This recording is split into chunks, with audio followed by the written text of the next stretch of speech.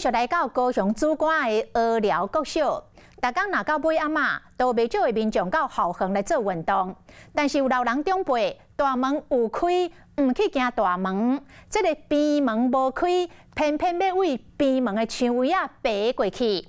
讲这个边门到大门才短短200米，为着要省时间，安尼爬实在是有够危险。 民众看到这个画面，相片内底这个阿嬷双脚下伫这个铁门顶，双手摸伫这个条仔顶，要爬入校园。另外一个阿公嘛无伫惊，一脚踏在了顺利就爬入去校园内。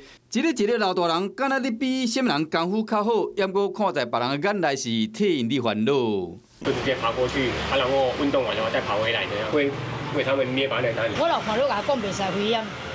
我有老人，你莫讲叫位一边，你手位一边。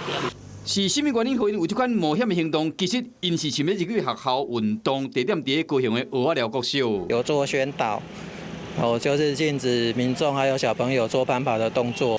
这个老大人爬是学校边仔门，虽然讲是关起来，但不过伫200公尺外，差不多加行5分钟至10分钟，就到正门口。这个门暗时6点进前，拢会保持开放。这个社区的老大人，敢若是平段行这段路，才会爬边仔门。既然要运动的话，那就是多走一段路，从海边出入。这个时代想要运动的决心，任何物件都挡袂牢。是讲这款的行为，万一若无设置，后果不堪设想。学校已经打禁止爬墙的警告啊！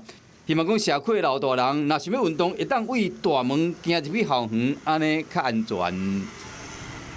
Hello， 我是张新文。想要抢先掌握最及时的新闻资讯吗？赶快订阅、按赞、开启小铃铛，锁定华视新闻 YouTube 频道。